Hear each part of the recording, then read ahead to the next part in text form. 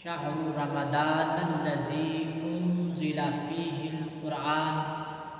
آمنت بالله صدق اللہ العظیم۔ محترم محتشم حاضرین و سامعین اکرام،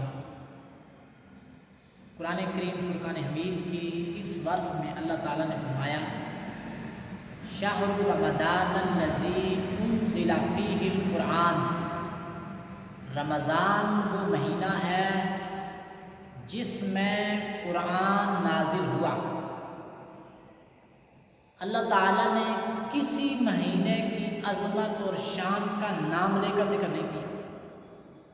حالانکہ باقی مہینے بھی عظمتوں والے ہیں، لیکن رمضان وہ مہینہ ہے جس کا نام لے کر اللہ تبارک تعالیٰ نے ذکر کیا۔ جس طرح ہوائی جہاز اڑتا ہے، فضاؤں کو کراس کرتا ہے اور اپنی منزل تک پہنچ جاتا ہے، صرف لینڈ ہونا رہ جاتا ہے، اس طرح رمضان المبارک مومنوں کے دلوں کی فضاؤں تک پہنچ چکا ہے، بلکہ اس سے بھی قریب آ گیا ہے۔ رمضان خدا کا مہمان ہے۔ اگر ہمارے گھر میں کوئی مہمان آ جائے تو ہم کئی دن مہمان کے آنے سے پہلے تیاری کرتے ہیں۔ غور کرو، اللہ کا مہمان ہمارے گھر میں آ رہا ہے، ہمیں کس قدر تیاری کرنی چاہیے، ہمیں کس قدر اہتمام کرنا چاہیے، ہمیں سوچنا ہے۔ اور صحابہ کرام رضوان اللہ تعالیٰ علیہم اجمعین کے سامنے آقا علیہ السلام رمضان مبارک کی شانیں بیان کیا کرتے تھے، عظمت بیان کیا کرتے تھے، اور صحابہ کرام رمضان کے آنے سے پہلے رمضان کی تیاری کرتے تھے، اور جس وقت رمضان آ جاتا تھا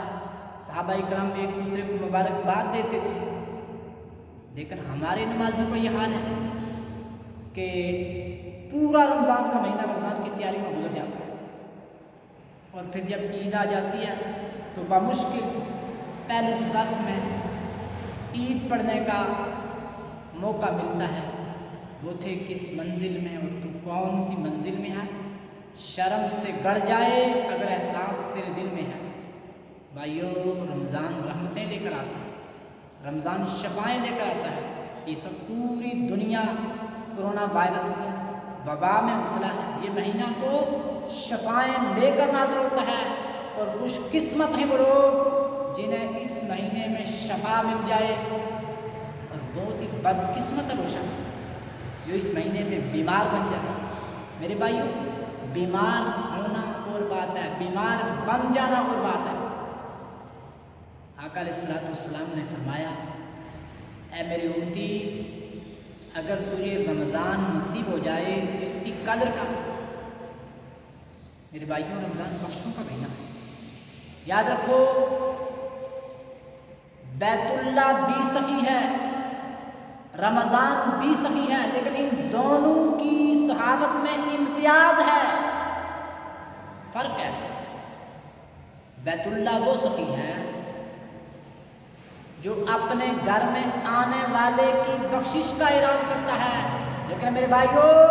رمضان وہ سخی ہے جو تمہارے گھر میں آ کر تمہاری بخشش کا اعلان کرتا ہے۔ کچھ چیزیں ہوتی ہیں جو محنت کے بعد حاصل ہوتی ہیں، تگ و دو کے بعد حاصل ہوتی ہیں، کوشش کے بعد حاصل ہوتی ہیں، لیکن رمضان اس کے لیے کوئی محنت نہیں کرنی پڑتی، کوشش نہیں کرنی پڑتی، تگ و دو نہیں کرنی پڑتی، بلکہ میرے آقا علیہ السلام کا فرمان ہے، جس گھر کا کوئی دروازہ نہیں، جس گھر کا کوئی سوراخ نہیں، جس گھر کا کوئی روشن دان نہیں، بلکہ ہوا کے داخل ہونے کی کوئی جگہ نہیں، رمضان اور قرآن وہاں بھی پہنچ جاتے ہیں۔ آقا علیہ السلام نے فرمایا کہ رمضان اور قرآن کا ادب کرنے والا جب فوت ہو جاتا ہے اور اسے لوگ دفناتے ہیں، قبر میں رکھتے ہیں، قبر پر مٹی ڈالتے ہیں، اور ان کے ہٹنے سے پہلے، قبر سے ہٹنے سے پہلے رمضان اور قرآن والے کی قبر میں پہنچ جاتے ہیں اور منکر نکیرین کو مخاطب ہو کر رمضان کہتا ہے خبردار میں اس کا گواہ ہوں،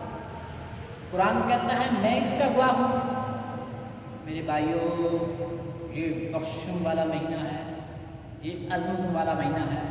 یہ شفاؤں والا مہینہ ہے، یہ اللہ کی رحمتوں کی موسلا دار بارش کا مہینہ ہے۔ آقا علیہ السلام نے اس مہینے کی عظمت اور فضیلت کو بیان کرتے ہوئے فرمایا من حضر مجلسا فی رمضان من مجالس الذکر لکل خطوۃ عبادت سنۃ، جو شخص رمضان المبارک میں مجلس ذکر میں شامل ہوتا ہے اس کے ہر قدم کے بدلے میں 1 سال کی عبادت کا ثواب لکھ دیا جاتا ہے۔ کتنا بڑا کرم ہے اللہ کا۔ ادھر بندہ قدم اٹھاتا ہے،